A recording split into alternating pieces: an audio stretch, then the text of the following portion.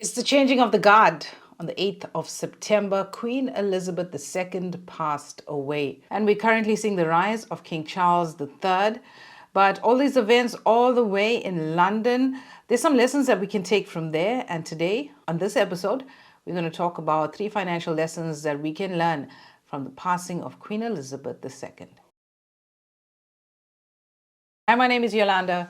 I'm a wealth advisor, and on this platform, I give you easy, actionable tips, content, and strategies that you can use to manage money well, to live abundantly, and build generational wealth. So, obviously, sad time for the people of the United Kingdom with the passing away of their queen, and a lot of things are happening over in London right now or in Scotland. The queen's body is moving from to the various areas. In fact, there's a whole plan in place. And there's some lessons that we can take from here, from the passing of Queen Elizabeth. And the first one is to plan. Well before her passing, the queen knew where her assets were going. A lot of the queen's assets, her personal assets, and also some of the public assets, some are held in trust, some on a personal capacity. But the bottom line is she had a plan as to what is going to whom. We're still waiting for the reading of that will and how things are going to pass. But the main thing here, the key takeaway here is the queen had a plan. She had her various trusts in place. She had a will in place for her personal possessions. So you need to do the same. Death is guaranteed. We just don't know when, we don't know where, we don't know how, but you can't escape death. Best thing that you can do is plan for it. And at every life stage, you got to come up with a new plan. For example, if you are a person with young children, you need one plan. And as you move on to a different life stage, as those children reach 18 or reach financial independence, you need a new plan on how you're going to pass those assets over. Okay, so wherever you are in your life stage right now, get a plan together. And you may be thinking, you don't have nothing to your name. You're still a student. You're still buying your first property. You still need a will, because in South Africa, in your will, you need to state if you were on a ventilator, do you want your family to do everything possible to keep you alive? Do you want somebody to take the decisions to switch off that ventilator? Okay, those are the kinds of things that you need to put in your will. You'll also, in your will, you'll state whether you want your organs to be donated. Okay, so don't think that you got to have a vast amount of assets to get a will in place. Whatever life stage you are in now, it's a nice exercise to go through. So as you go about accumulating wealth, you're familiar with the process, and you're constantly learning and you're constantly doing research. So as your portfolio expands, you are updating this will and your trust and all of that. Okay, so the key thing is plan, particularly on how you want your assets to go when you pass. Secondly, you got to know and you got to plan for the death taxes. Now, in the United Kingdom, the Queen was able to get away from the various inheritance taxes. I think the inheritance tax in the UK is around 40%. She will not be paying that, or the recipients also will not be paying that on her vast wealth that she's accumulated over her lifetime. That's not the same for you and I. Okay, in South Africa, we have a mountain of death taxes. Okay, I'm saying it like that because it's not actually called a death tax.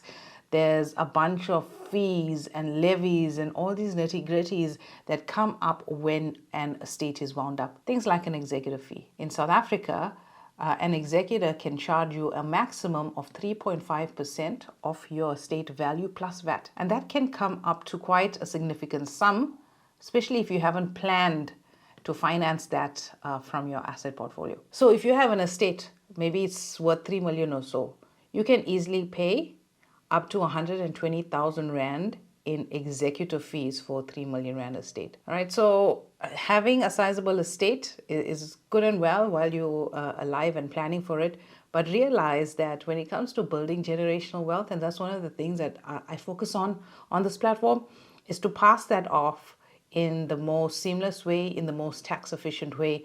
And executive fees, I mean, it's not a tax, but for me, I see it as a tax because I don't want to be paying those fees, but that executor is providing me with a service.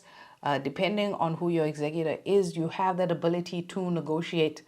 Okay, so you can negotiate it. The option that I've chosen personally is all of the debt taxes I have to pay. I have one bit of insurance for that will cover all of it. Okay, it's a nice, very flexible insurance. Call it an estate assurance, that whatever the value is, whether I pass away tomorrow or 10 years from now, I have this one insurance that will cover whatever the value of all of the various debt taxes that I have to pay. Then there's conveyancing fees. If you own property, all right, and you leave this property to your child, your brother, your sister, a sibling, that property, that title needs to be transferred to the new owner. And whenever that transfer happens, a conveyancing fee is charged because it's only an attorney that can go through that transfer process for you. If you have a property of 1.85 million, you can easily attract a conveyancing fee of around 30,000 for that property. So the conveyancing fees are fairly regulated. There's a table that comes out every year or every couple of years, I'm not too sure, but that's how the fee goes. So obviously if you hold multiple properties, each one of those have to be transferred, and this is where a trust comes into place. Obviously that's part of the estate planning process, where if you're holding things in a trust, now a trust can't die. So if you die, no conveyancing fees. Okay? So it's very important to sit with a financial planner to try and work out these nitty-gritties of how things are going to go. Also, even before you purchase, it's wise to sit down with a financial advisor to see which is the best entity you should be purchasing in terms of one, taxation, in terms of two, estate planning as well. Then there's estate duties. In South Africa, there's a bunch of deductions, and each individual has sort of a deduction of 3.5 million. Okay, so if you have an estate of 5 million, that first 3.5 million will be subtracted from your 5 million estate. There's a couple of other deductions in there as well, like funeral expenses, for example, will be deducted, and the balance of that will be taxed at 20%.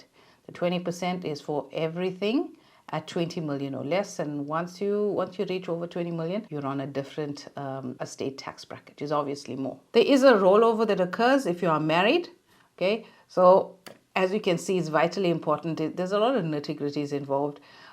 If you're married, the surviving spouse gets that rollover in terms of that exemption. The third lesson that we can learn from Queen Elizabeth's passing is immediate expense benefits. Now, the whole funeral process, those expenses are covered for, and it's coming up to millions and millions of pounds in the United Kingdom, which they have provided for.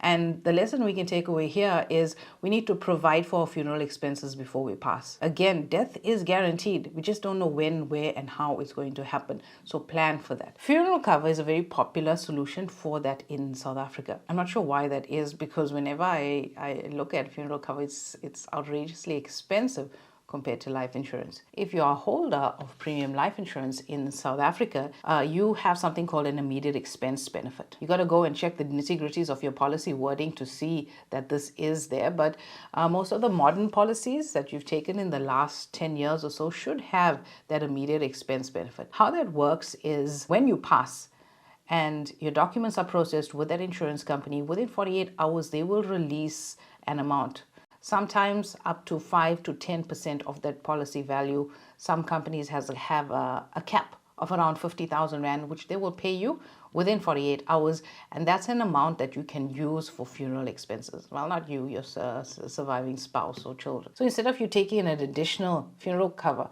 if you have this already, it's something that's built in. Okay, so it's important to every year to you and your advisor need to be reviewing all of this. Okay, there shouldn't be any duplicates of cover unless you have affordability and you want that kind of cover. Okay, but when you're crunching down, you're really budgeting.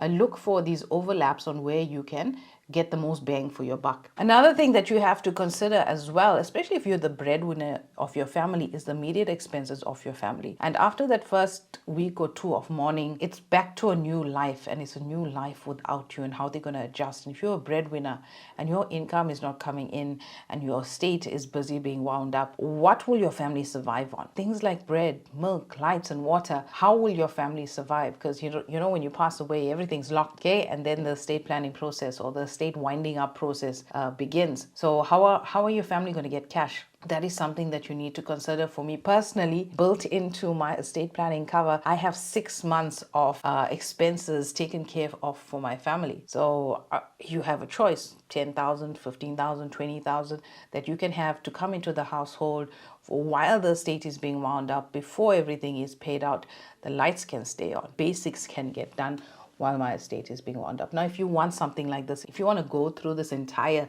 estate planning process, reach out. I'll be happy to help you set something up. Go through thorough estate planning, you can also go to my website, and on the front page you're going to get a free estate planning guide in which you can download. So go to my website. It's www.financiallyfabulousfemales.com, and click on that link for a free estate planning tool, and you can get a step-by-step guide on how you need to go about estate planning if you want to do it by yourself.